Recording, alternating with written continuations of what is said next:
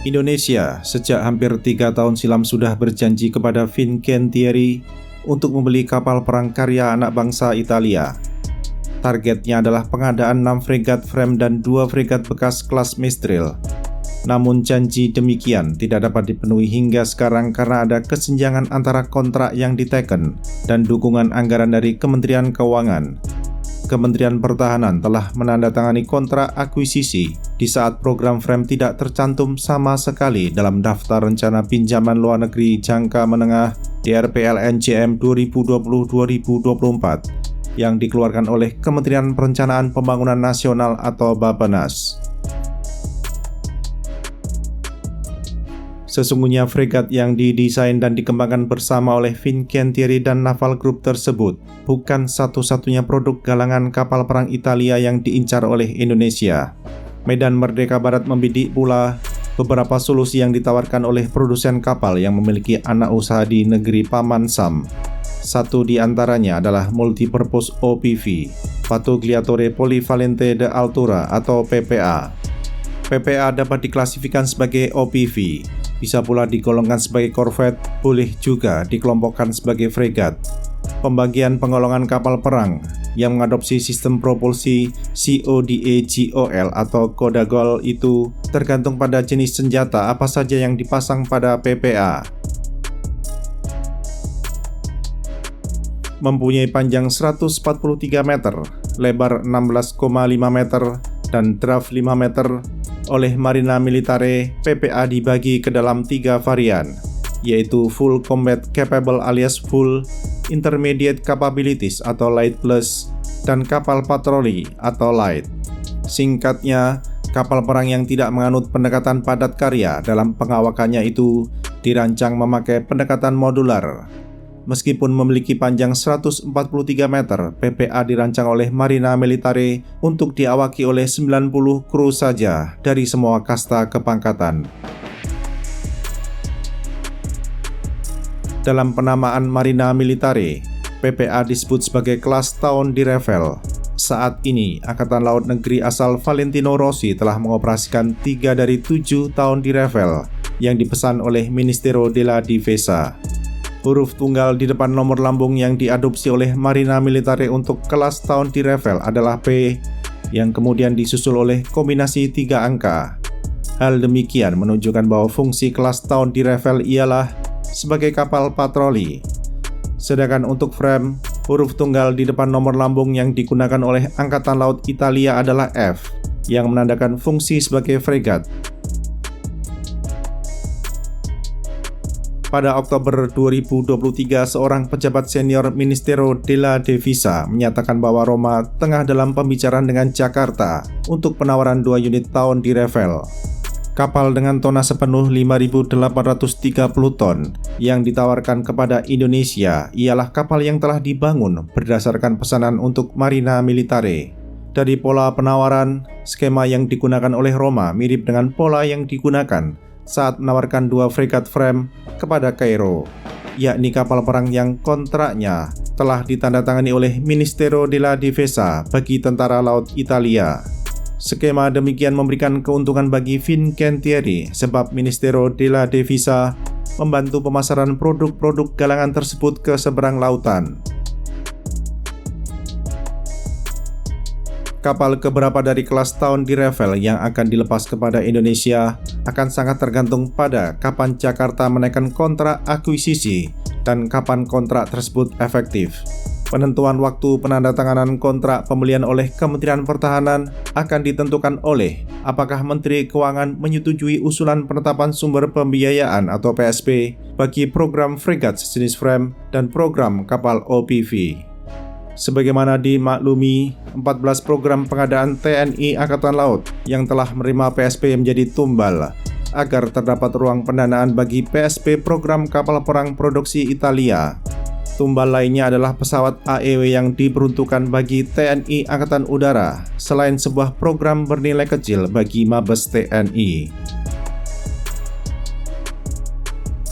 Dengan pengajuan permintaan penerbitan PSP untuk program kapal perang sejenis Frame dan kapal OPV, dapat dipastikan bahwa Medan Merdeka Barat sangat tertarik dengan tawaran Via Venti Settembre.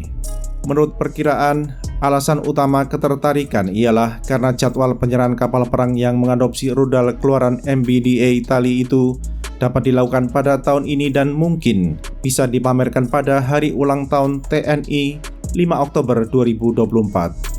Kecuali akuisisi pesawat VIP Falcon 8X karya Dassault Aviation, semua kontrak pengadaan MEF 2020-2024 yang sudah ditandatangani oleh Kementerian Pertahanan baru akan diserahkan paling cepat akhir 2025.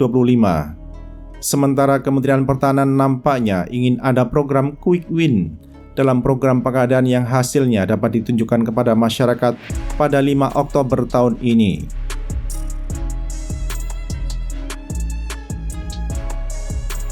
Mengacu pada data Janes, pada 2024 terdapat 2 unit kelas tahun di Rafale yang akan diserahkan oleh Fincantieri kepada Ministero della Difesa, yaitu kapal keempat yang mengadopsi Full Combat Capable alias Full dan kapal kelima yang digolongkan sebagai Intermediate Capabilities atau Light Plus. Full artinya kapal perang tersebut sudah siap beroperasi penuh sebab telah dilengkapi dengan berbagai macam peralatan elektronika dan senjata sesuai kebutuhan Marina Militare. Sedangkan Light Plus, yakni kapal tersebut berstatus FFBNW yang secara tidak langsung sesuai selera Indonesia.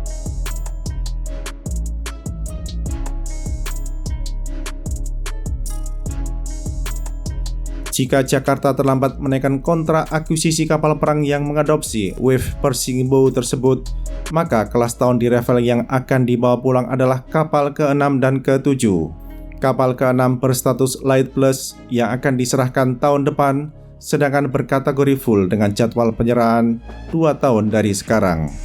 Kini nasib penawaran kapal perang yang memakai Air Service Rudal Dual Band buatan Leonardo pada varian full dan Light Plus tergantung pada lapangan Banteng dan Medan Merdeka Barat.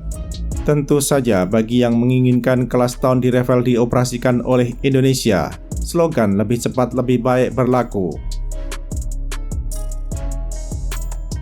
Apabila Italia dan Indonesia bersepakat untuk berkongsi untuk kapal kelas tahun di Rafale, menjadi pertanyaan, apakah 2 unit yang akan diekspor ke Jakarta akan dilengkapi dengan munisi dan rudal atau tidak?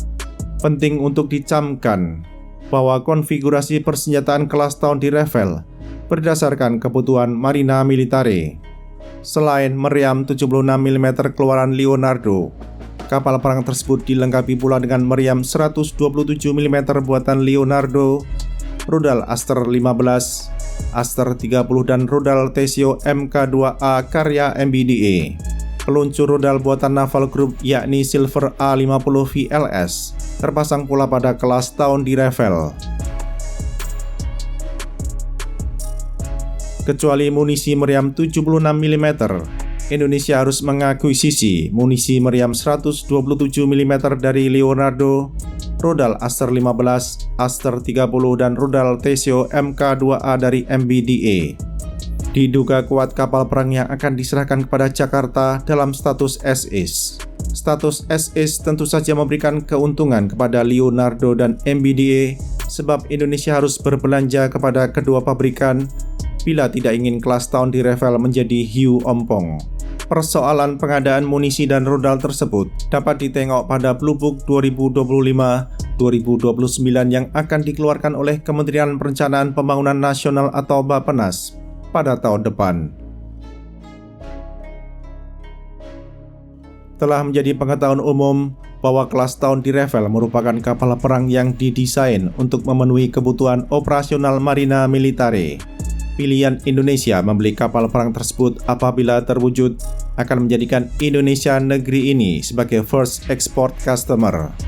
Menyandang status sebagai first export customer mengandung risiko karena menjadi tempat laboratorium lapangan keandalan kapal perang tersebut. Sedikit keraguan terhadap keandalan teknologi yang diadopsi pada kelas tahun di Rafale, namun terdapat keraguan terhadap operasional dan pemeliharaan kapal perang yang menggunakan torpedo Leonardo Black Shark Advanced NSP itu oleh Indonesia.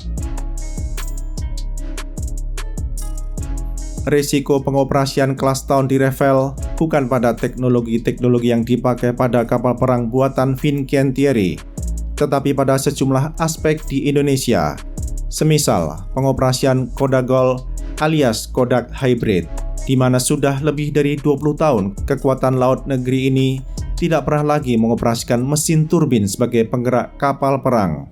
Terjadi loncatan teknologi yang cukup jauh dengan adopsi Kodak Hybrid jika Jakarta jadi mengimpor kelas tahun di Revell. Sementara sistem elektronika kapal perang tersebut memakai karya anak bangsa Italia, yaitu Leonardo, dan bukan keluaran Thales yang biasa diadopsi oleh Indonesia. Lalu bagaimana Kementerian Pertahanan melakukan pengelolaan resiko sebagai first export customer kelas tahun di Revell?